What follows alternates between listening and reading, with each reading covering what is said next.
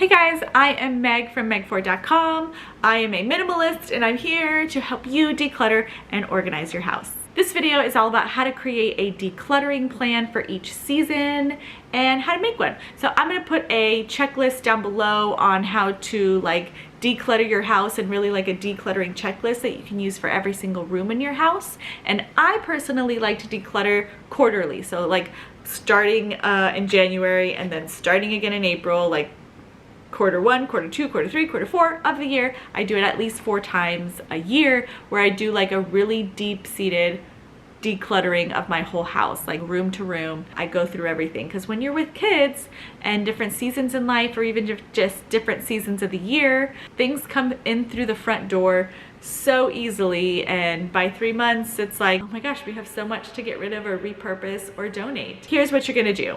You're going to set alarms on your calendar or write it down on your paper calendar that for the first week of each quarter, you're gonna spend that time decluttering, and you're gonna go and organize it by day or however you wanna do it. Maybe you only have Saturdays, and each Saturday you're gonna go through 2 rooms, so you don't have the whole day of having to declutter. But this makes a huge difference, especially if you have kids. They're growing, it's time to get rid of shoes, it's time to get rid of clothes that don't fit them anymore. The more that you declutter, the less that you buy, because you realize how wonderful it is to have less and to live with less and have your home be more of a sanctuary and less of a dumping ground. And that, for me personally, really helps me with my anxiety at home and the feeling of being overwhelmed. When my house is in order, it's almost like everything else in my life sort of trickles in like that. So work and like relationships and other things don't feel as overwhelming if my environment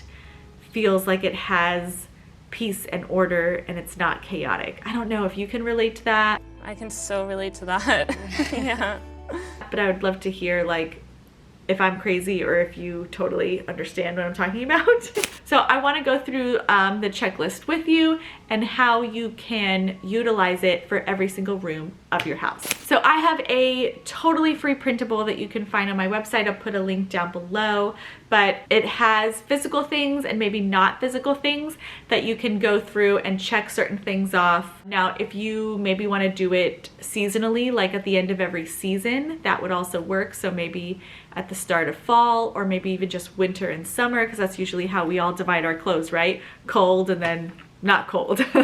So if you want to do this type of thing 2 times a year, that's great too. I personally recommend it quarterly, to do it 4 times a year. So let's get started with the checklist. So here are some of the things that I have on the checklist that you can go through.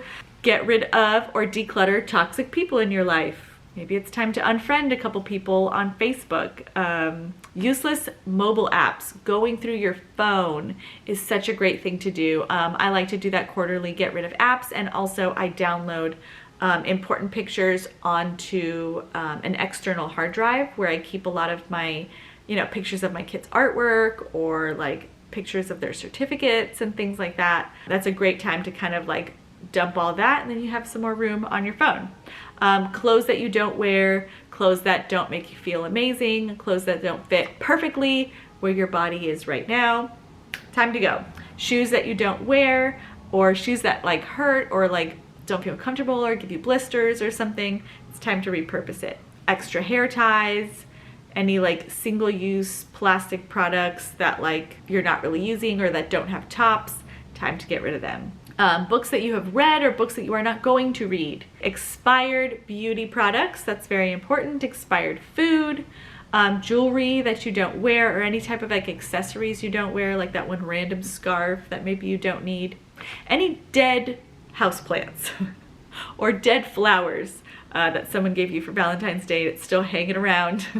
Time to go. Abandoned hobbies or crafts that you're oh, I used to go metal detecting, but now that metal detector is just sitting there. Maybe it's time to sell that on Craigslist or Facebook Marketplace or OfferUp or whatever you have in your area. Let someone else start their hobby. This is a good thing to throw out: worn out underwear and socks. Please don't donate those things. It's time to go away forever. Goodbye, my friend. Unused pet products, so like toys and things like that, or maybe your dog had like one of those cones, you know, they don't use those anymore. There's a lot of like animal shelters and things like that that you can donate to, that they take extra toys, maybe your crates that your animal has grown out of. They're in need for a lot of those things. Find your local ones and ask them what they need, and ask them if you can donate whatever you have. What else do we have on here? Gosh, there's so many. Dead batteries, gifts that you don't like. It's okay to repurpose them, to give them away, to sell them. It's okay. I'm giving you permission. Duplicate household cleaners. You have 4 bottles of Windex. They're all like this full, half full. Combine them. That's another good way to do it. Old receipts, maybe scan them into QuickBooks, send them to your accountant if you have one, send them to TurboTax if you do your own taxes. Get rid of those things. Make things digital that can be digital. Unused toys from the kiddos, toss those. Goodbye. And then whenever you're going through your room, your drawer, wherever you're working, and you've got like that donate pile and a throwaway pile, ask these questions to yourself. Do I need this? Does it bring me happiness? Am I keeping it for someday? Am I keeping this for sentimental reasons? Why do I have this? Those are my 5 questions that I ask, that I have at the end of my decluttering checklist that you can get totally for free.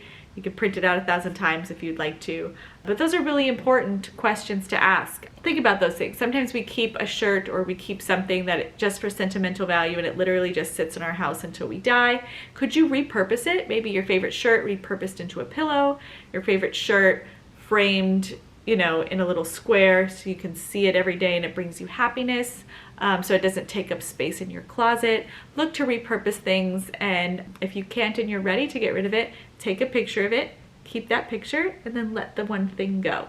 I hope this helps you sort of start to take steps towards minimalism, decluttering your life, and bringing you joy in your space and in your home. If you like this video, like it virtually with a little thumbs up down below.